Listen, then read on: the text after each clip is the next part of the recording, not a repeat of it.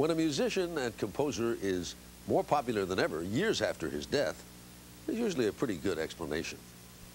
In the case of Charles Mingus, however, there are two good explanations. The first is the phenomenal quality of the work itself. And the second, as Billy Taylor tells us, is Mrs. Mingus. When this woman goes to the record store, she isn't just shopping. I think it's up one more flight. Yeah.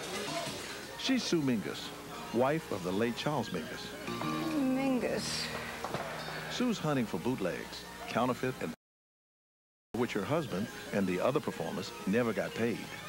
Whenever it says Charlie Mingus, they're in trouble because he hated being called Charlie, so you can tell. I ended up walking out of record stores regularly all over the world, in Paris, in Rome, in London, in New York, with records, but I never was stopped until finally I was stopped in Paris 5 or 6 years ago and took me up to the manager. He said he was going to call the police, and I said, call the police. And I said, but call the nightly television stations, call the newspapers, so he had to let me go. That's okay. Hunting down bogus CDs is just one of Sue Mingus's talents. They're not legitimate. She's not a musician, but she is a powerhouse. John, you haven't seen the narration to Don't Let It Happen Here. Sue is producer, goodwill ambassador, Boris, have you done your sound check yet? and an enforcer who directs 2 different Mingus bands in New York City.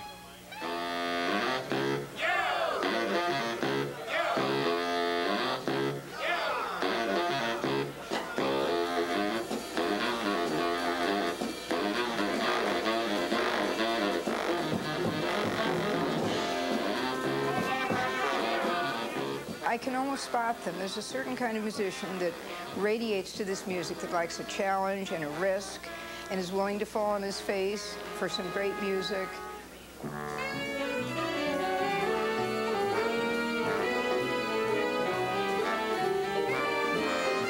20 years after his death, jazz fans and jazz players are rediscovering Mingus.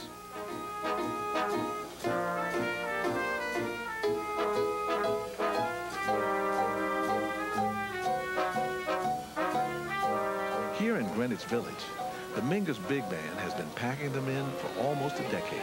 For the past 2 years, they've topped the national jazz polls as best big band.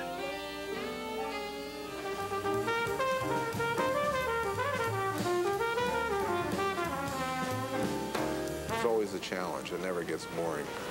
Randy Brecker is a well-known leader in his own right. She's a remarkable lady. And I think it's paid off in the fact that many more people are familiar with Mingus's music than were before. Probably many more than when he was alive.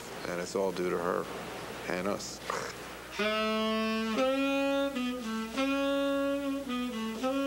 They come young and old. Sax player Seamus Blake is 28. His music is beautiful. I mean, he was a genius. He had like an incredible gift for composing and for stretching things.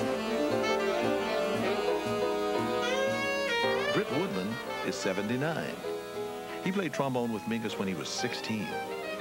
I said, boy, Charles, if he could hear this, I know would be very happy.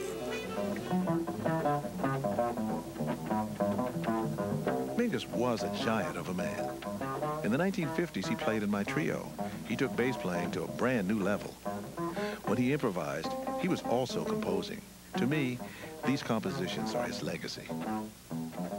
Charles absorbed, like any great artist in any field, absorbed everything that he heard and remembered it.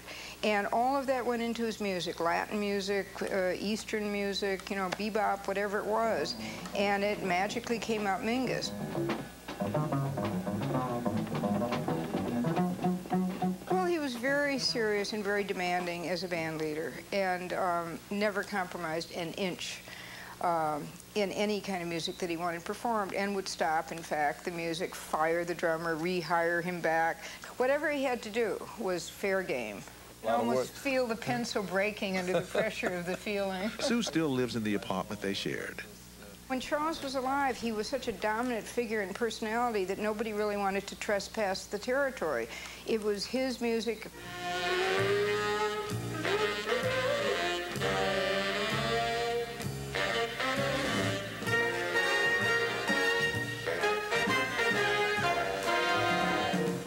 Sue and the Mingus Big Band have just released their latest album, Blues and Politics, featuring great Mingus tunes like Freedom. Freedom for your daddy. Freedom for your mama. And Haitian Fight Song.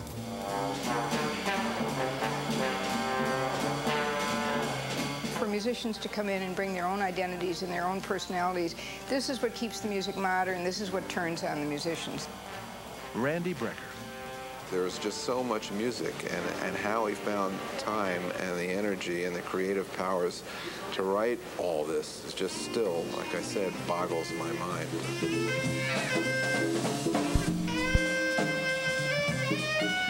There's a close parallel to Duke Ellington. Mingus is on that level, one of the few jazz musicians that is on a level like Duke Ellington. Uh-oh. Should I steal them or not? She could be prowling the CD bins or working the bandstand. The piano was really muddy up there. That's what it sounded muddy. To Sue, getting people to play and listen to Charles Mingus is the best reward she could ever have.